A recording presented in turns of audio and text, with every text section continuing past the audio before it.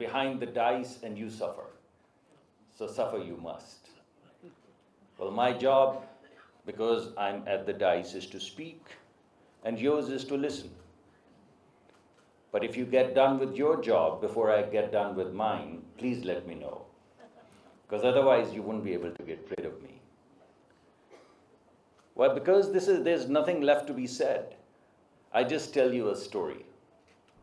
Just a few years ago, the Prime Minister sent us to, right after one of the floods, one of the most devastating floods, to go in the area where the displaced people were. And different people, different ministers went to different areas, so I also went to an area. And there I was introduced to a very young girl. And in the middle of our conversation, she said, "What do you do?" And I was just, didn't know what to say. So I just rushed to say, "I do politics." And she said, "What is politics?" And I said, "Politics is the future." And with empty eyes, that displaced girl by a shrine said, "What is future?" I looked at her, and with my head hanging in shame, and I said, "You are the future." And I continued to reflect on it. You are the future. Your village has been washed away. Your school is no more. One of your neighbors, the most vulnerable women, must have died. And you're here by the shrine, completely dependent upon the food that is served at the shrine by some benevolent people like yourself, the elites. And I had the audacity to look into her eyes and say, "You are the future." And I said, "Shame on me." And frankly, shame on all of us. And this is not just the story of that one girl. There are millions. Just in 2022, there were about 1,700 to 2,000 dead. There were 8 million people displaced. 8 million girls, somewhere, family members, young, old, women, men, devastated. Villages washed away, thousands of years of civilization gone into the ocean. About $30 billion in just 2022 flood, was it 30 billion? 30 to 40 billion dollars of losses, which is, I don't know, 15, 18% or whatever of that year's GDP. Gone.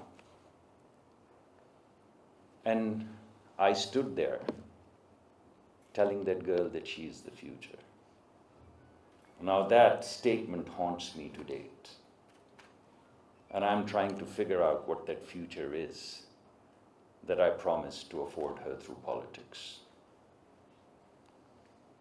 And I'm also equally kind of distressed by hypocrisy. Not just the global hypocrisy. I would take a few minutes and then talk about that as well. But the local hypocrisy.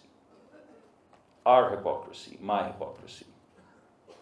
I mean, we are a country that takes great pride in having nuclear technology, in having missile technology. We have Nobel laureates. We celebrate Dr. Abdul Salam. We have other Nobel laureates.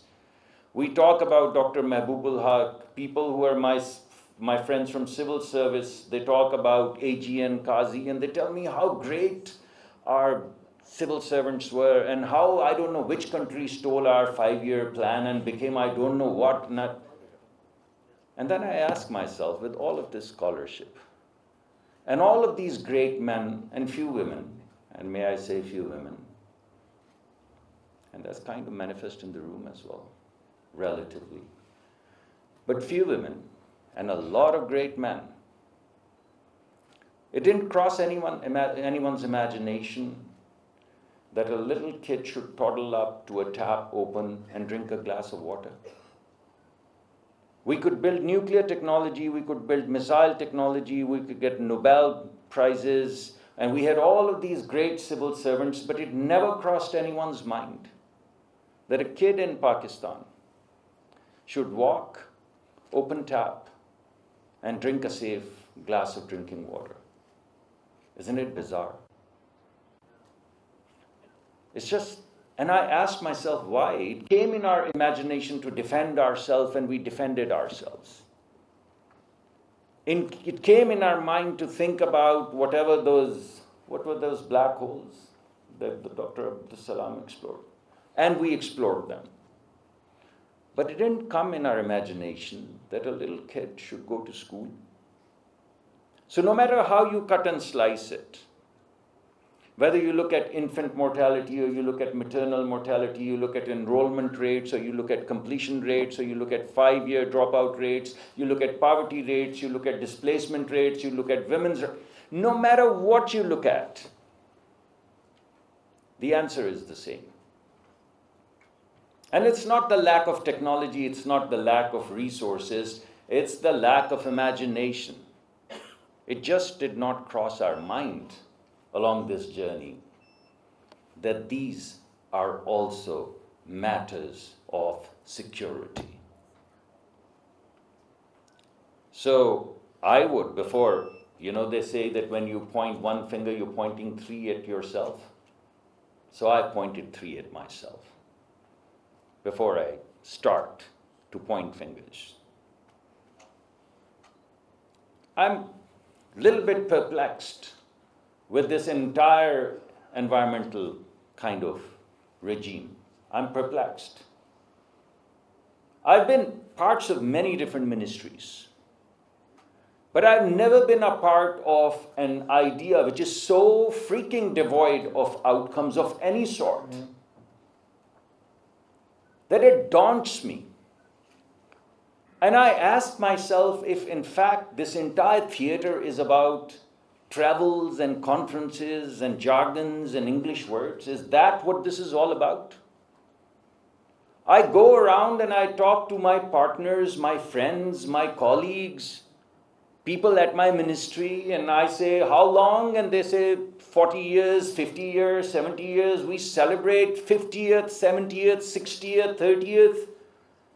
And I ask them, show me one outcome. One, I'm not asking about 5 or 3. One outcome, one, that has improved. And there's dumbing silence. I ask questions, they tell me Geneva. They tell me COP. No matter what question I ask, answer is process. How can process be an answer when outcomes are the ones that are devastating that little child? And I don't know how we are going to, in our collectivity, through one conference after another, after another, after another, of one conference of parties, and then pre-conference of parties, and then pre-conference of parties, with people from all over the world getting into planes and gathering together at some exotic place.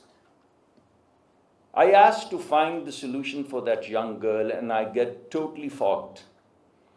Oh, smogged. I get totally smogged. I don't get fogged. When I was growing up, and I grew up in Lahore, we used to go to school and it was foggy and misty. People used to write poetry about that little morning mist. Do you guys see that anymore? Is anyone from Lahore? Do you even travel to Lahore? Would you dare to travel to Lahore in about another month? The entire passage would be smogged out. So we used to come to Murree and Islamabad and when we were growing up, and this Margla Hill, it had green parrots everywhere. Beautiful green parrots. Where are they gone? Has anyone seen one lately? We used to chase fireflies, jugnu, in an urban environment. Has anyone seen one lately? They're all gone. It's like someone robbed us. We robbed ourselves of our childhood, of our romance. It's not just the devastation. It's also the romance that has gone away. it's the poetry, it's the singing. Everything has been washed away. Everything has been smogged. I mean, I don't recall from the top of my head, but there's a list that gets published, the SDG ranking list. We are what, sir, 167 out of 180 something, right? Don't recall. But we are 160 something out of 180 something. And there's also another index, Human Development Index. And about 165 countries report, and we are what, 146, 7, something like that. 47, I stand corrected, not 46. What is a bad number, ladies and gentlemen?